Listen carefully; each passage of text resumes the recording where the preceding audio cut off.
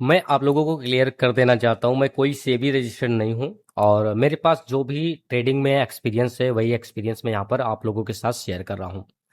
सबसे पहले ध्यान दीजिएगा, ये मैं एक्सएम में ट्रेड कर रहा हूँ। यहाँ पर आप देखिएगा 5359 डॉलर्स है और 3293 यानी कि $3300 का प्रॉफिट चल रहा है।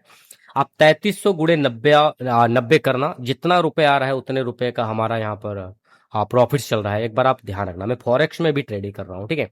चलिए इसे मैं यहाँ पर रिफ्रेश करता हूँ ताकि उसके बाद मैं आपको समझा सकूँ। तो यहाँ पर मैंने रिफ्रेश वाले ऑप्शन पर क्लिक किया और ये हो गया हमारा मार्केट रिफ्रेश, ठीक है। जैसे ही रिफ्रेश किया सारा डेटा आप लोगों के सामने। मैं आपको बता दूं, अभी मैं सिल्वर में यहाँ पर ट्रेड कर रहा हूँ, ठीक है। मुझे $861 सिल्वर में ही प्रॉफिट्स मिल रहे हैं। बिटकॉइन में लॉस चल रहे हैं $115 के, गोल्ड में 2400 2500 डॉलर्स के प्रॉफिट्स है, सिल्वर में $800 के प्रॉफिट्स है। तो ये भाई काफी मेहनत करने के बाद कुछ इस प्रकार का रिजल्ट मुझे देखने के लिए मिल रहा है।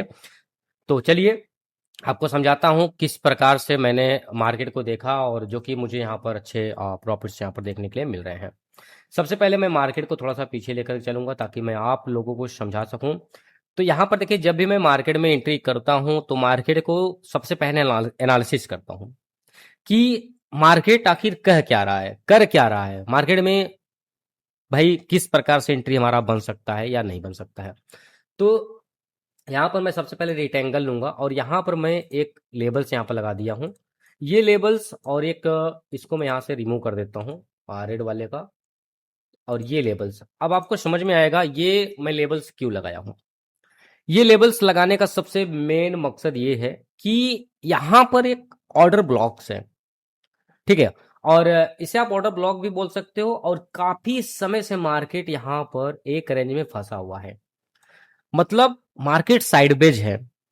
जब मार्केट साइडवेज होता है, जो रिटेलर ट्रेडर्स होते हैं, जो हम और आपके जैसे ट्रेडर्स होते हैं, वो लोग बोर हो जाते हैं कि यार अब मार्केट में नहीं बैठना चाहिए, मैं चार्ट क्यों देखूं, और मार्केट तो अच्छा मोमेंट दे ही नहीं रहा है।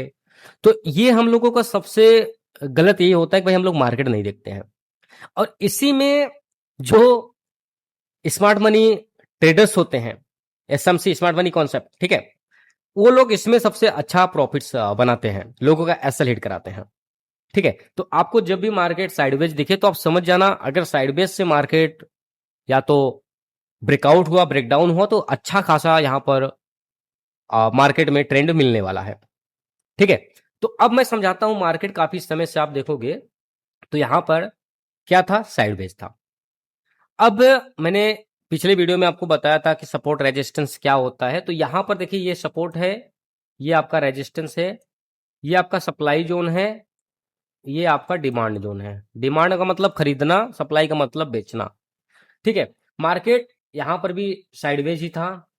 उसके बाद मार्केट यहां से कंटिन्यू भाई ऊपर गया और यहां पर एक रेजिस्टेंस बना दिया, ठीक है। यहां पर जब मार्केट रेजिस्टेंस बनाया तो हो क्या रहा है, यहां पर सेलर्स हैं, सेलर्स ने क्या किया, सेलिंग होना स्टार्ट हुआ, मार्केट आया सपोर्ट के पास, ठीक है।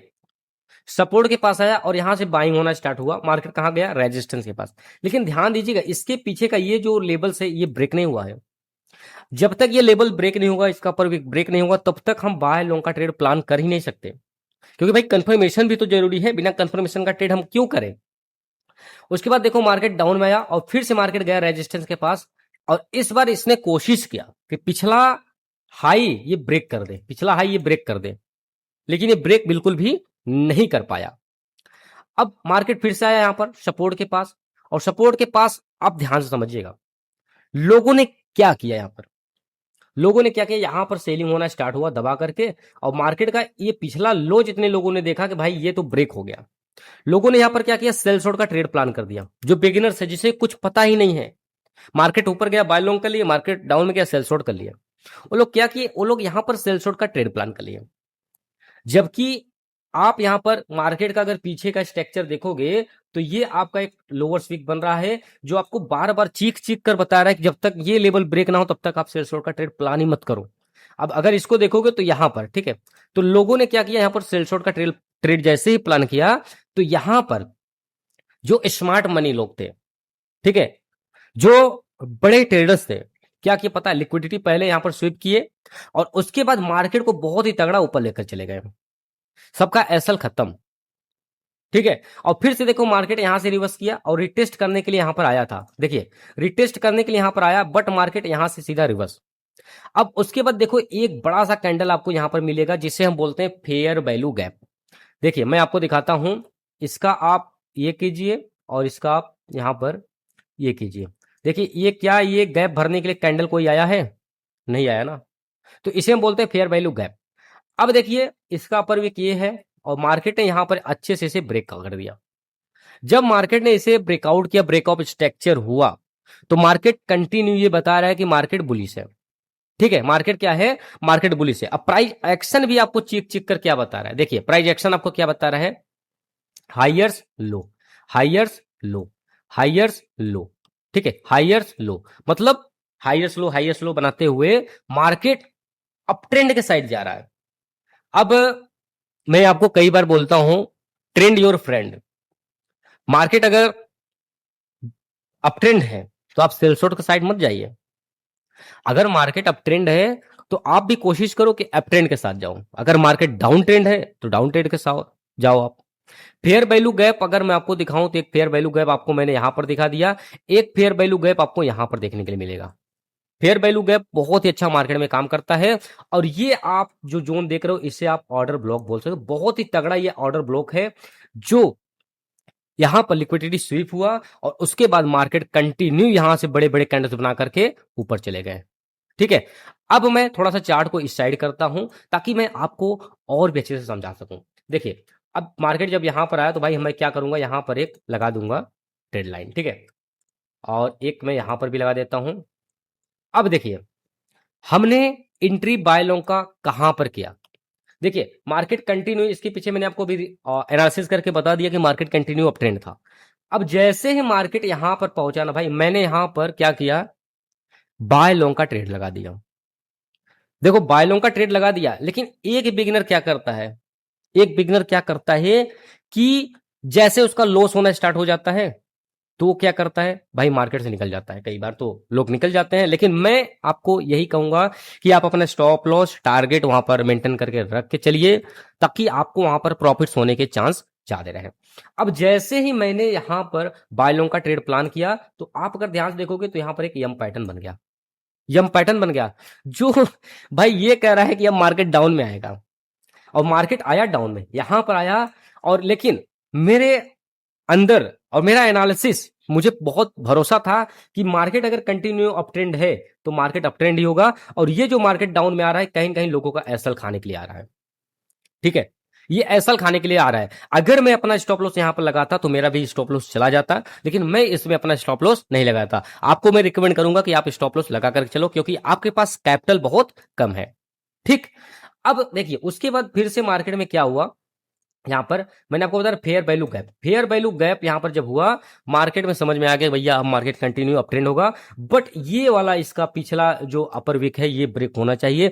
अगर ये ब्रेकआउट हो रहा है, ब्रेकआउट स्ट्रक्चर हो रहा है, तब जाकर के मार्केट में अप ट्रेंड आएगा। और सेम वही हुआ, देखो मार्केट में एक अच्छा सा बुलिश कैंडल ने ब्रेकआउट स्ट्रक्चर किया और मार्केट काफी ज्यादा ऊपर गया और यहां पर मार्केट अभी देखोगे तो एक रेजिस्टेंस बना दिया, एक रेजिस्टेंस यहां पर बना दिया और उसके बाद मार्केट आ रहा है डाउन। और इसका लो अगर आप देखोगे तो यहां पर एक बार मार्केट यहां पर आया, फिर से यहां पर बायर्स आए। ठीक है, मार्केट यहां से फिर से बुलिश हुआ, यहां पर बुलिश हुआ। अब मैं कर क्या सकता हूं इस मार्केट में? मैं सबसे पहले ये जो रेजिस्टेंस है इसका वेट करूंगा कि भाई अगर ये रेजिस्टेंस ब्रेक हो रहा है तो मार्केट कंटिन्यू ऊपर जाएगा और जो मुझे यहाँ पर $800 के प्रॉफिट मिल रहे हैं ये और भी तगड़ा मुझे प्रॉफिट मिल सकता है।